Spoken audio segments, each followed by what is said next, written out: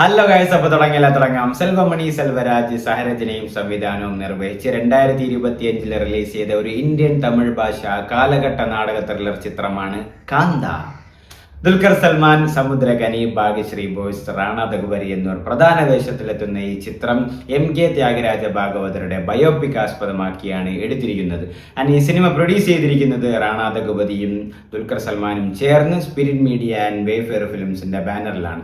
ഈ സിനിമയുടെ എഡിറ്റ് ചെയ്തിരിക്കുന്നത് ആന്റണിയാണ്. ആന്റണി ഗൗതം വാസുദേവ് മേനോന്റെ ഒരു പെറ്റായിട്ട് വരും. കാരണം കാക്കേ വിനീത് താണ്ടി വരുവായ അച്ചമമ്പത് മടയമട എല്ലാ സിനിമയിലും ആന്റണിയാണ് എഡിറ്റർ, ഗൗതം വാസുദേവൻ. ആൻഡ് ഈ സിനിമാറ്റോഗ്രഫി ഈ സിനിമയിൽ ചെയ്തിരിക്കുന്നത് ഡാനി സാഞ്ചസ് ലോപ്പസ് ആണ്. പുള്ളിയുടെ നോട്ടബിൾ വർക്ക് മഹാനദിയാണ്. പുള്ളി ഒരു സ്പാനിഷ് സിനിമാറ്റോഗ്രാഫറാണ്. ഈ സിനിമയിൽ മ്യൂസിക് ചെയ്തിരിക്കുന്നത് ജാനു ചന്ദ്രാണ്. പിന്നെ ബാക്ക്ഗ്രൗണ്ട് വോയിസ് ടീം ചെയ്തിരിക്കുന്നത് ജേക്സ് വിജയാണ്. മലയാളത്തിൽ നിന്ന് വരെ വരവേൽപ്പുണ്ട്. ആൻഡ് ഈ സിനിമ മൊത്തത്തിൽ പറയുകയാണെങ്കിൽ ഒരു out and out clean drama, ഒരു നീറ്റ് എക്സിക്യൂട്ടഡ് ഡ്രാമയാണ് കാന്ത. സിനിമയിൽ നമ്മൾ മുമ്പ് ട്രെയിലറിലും കാര്യങ്ങളിലും കണ്ടതുപോലെ പറയുന്നത് എന്താണ്, ആശാനും ശിഷ്യനുമുള്ള ഒരു ഈഗോ, അഹങ്കാരം എന്ന് തന്നെയാണ്. അത് ഈ സിനിമയിൽ ഉള്ളെങ്കിലും എനിക്ക് ഏറ്റവും കൂടുതൽ കണക്റ്റ് ആയിട്ടുള്ളത്, അല്ലെങ്കിൽ ഒരു സ്റ്റോറി വൈസ് എനിക്ക് ഏറ്റവും കൂടുതൽ റീച്ച് ആയിട്ട് കിട്ടിയത് ആ ഒരു ലവ് ആണ്. അതായത് ആ സൂപ്പർ സ്റ്റാറിൻ്റെ കൂടെ അഭിനയിക്കുന്ന ഫീമെയിൽ കോ സ്റ്റാർ തമ്മിലുള്ള ഒരു കെമിസ്ട്രി, ആ ഒരു ലവ്, അത് അവർ നന്നായിട്ട് ചെയ്തിട്ടുണ്ട്. അതിലേക്ക് ഞാൻ വരാം. ഫസ്റ്റ് ഓഫ് ഓൾ നമ്മൾ ദുൽഖറിൽ തന്നെ വരാം. ദുൽഖർ സൽമാൻ ഒന്ന് ഇജാതി അഴക്, സത്യം ഇജാതി അഴക്. ചിരിച്ച അഴക്, കരഞ്ഞ അഴക്, ദേഷ്യപ്പെട്ട അഴക്, ചുമ്മാ നിന്ന അഴക്, വെക്കപ്പെട്ട അഴക്, ചുമ്മാ അഴകെന്ന് പറഞ്ഞ അഴക്. ദുൽഖർ തിരിഞ്ഞ അഴക്, നിന്ന അഴക്, കൈകിനെ വച്ച അഴക്, ഭയങ്കര ഗ്ലാമറസ്, ഒരു രക്ഷയില്ലാത്ത ചാമ്, സത്യം ഒരു രക്ഷയില്ലാത്ത ചാമ്. പിന്നെ വരുവാണെങ്കിൽ ആക്ടിങ് വൈസ് വേറെ ലെവൽ പെർഫോമൻസ് ദുൽഖർ. ഞാൻ സത്യം ഇത്രയും പ്രതീക്ഷിച്ചില്ല. അമ്മാതിരി നോട്ടബിൾ പെർഫോമൻസ് ആണ് ദുൽഖർ സൽമാൻ ഈ സിനിമയിൽ ചെയ്തിട്ടുള്ളത്. അമ്മാതിരി ഇതിൽ കരയണ സീൻസ് ഉണ്ട്. ബ്ലാക്ക് ആൻഡ് വൈറ്റ് സ്ക്രീനിൽ വരുന്ന സീൻ, അതായത് ഒരു സിനിമയ്ക്കുള്ളിൽ സിനിമ എടുക്കുന്നതാണ് ഈ സിനിമ വരുന്നത്. ഈ പടം നിങ്ങൾ കാണുമ്പോൾ മനസ്സിലാവും. അമ്മാതിരി പെർഫോമൻസ്. അഭിനയം എന്ന് വെച്ചാൽ പീക്ക് ലെവൽ അഭിനയം, അഭിനയിച്ച് തള്ളയാണ്. അതായത് ആ ഒരു ക്യാരക്ടർ, അല്ലെങ്കിൽ ഞാനൊരു സൂപ്പർ സ്റ്റാർ ആണ് എന്നുള്ള ആ ഒരു ഓറ, ആ ഒരു സ്ക്രീൻ പ്രസൻസ് അതിൽ കാണിക്കുന്നുണ്ട്. എല്ലാത്തിലും മരിച്ചഭിനയിച്ചിട്ടുണ്ട്, ഒരു രക്ഷയില്ല. ക്ലൈമാക്സിലും ഒരു സീനൊക്കെ ഉണ്ട്, ആ നെടിയുമായിട്ട്.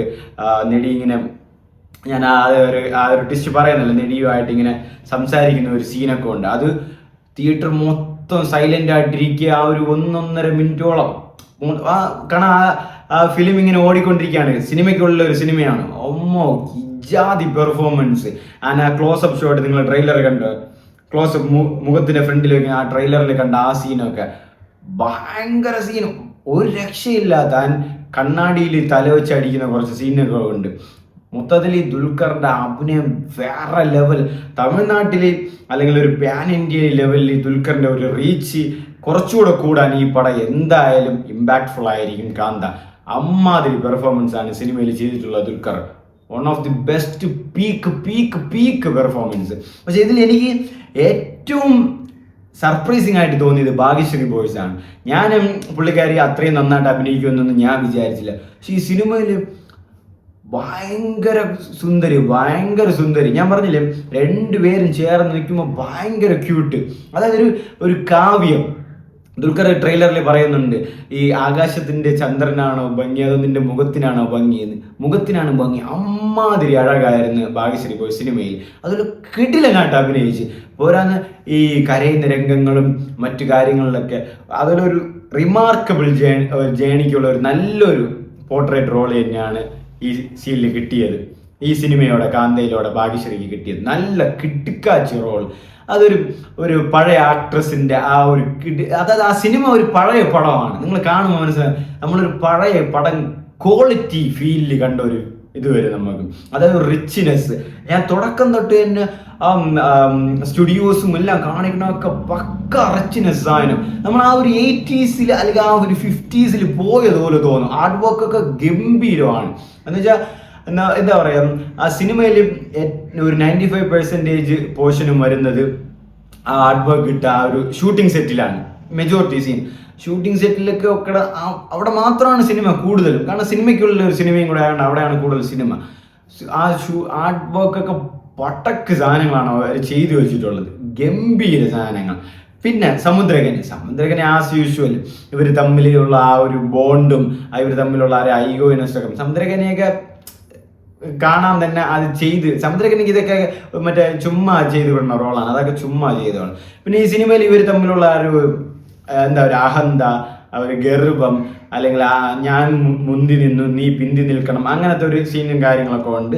അവർ ഈഗോ ക്ലാഷും അങ്ങനെ കുറച്ച് കാര്യങ്ങളൊക്കെ സംഭവിക്കുന്നു.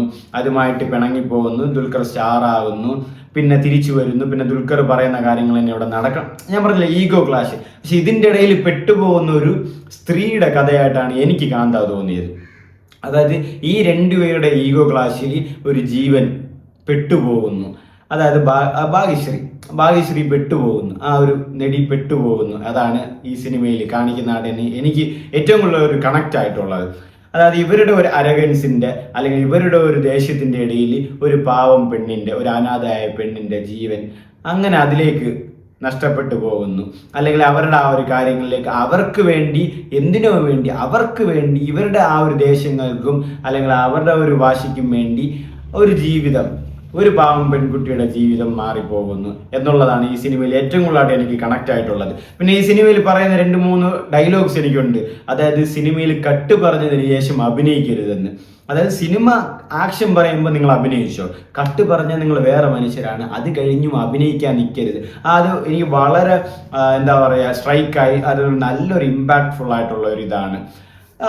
കട്ട് പറഞ്ഞ പിന്നെ അവിടെ അഭിനയം തീർന്നു, പിന്നെ നിങ്ങൾ വേറെയാണ്, നിങ്ങൾ സാധാ മനുഷ്യരാണ് എന്നുള്ള ഒരു തോട്ട്. പിന്നെ വീണ്ടും ഈ സിനിമയിൽ ഇതുപോലെ ഒരു കാര്യങ്ങളും പറയുന്നുണ്ട്.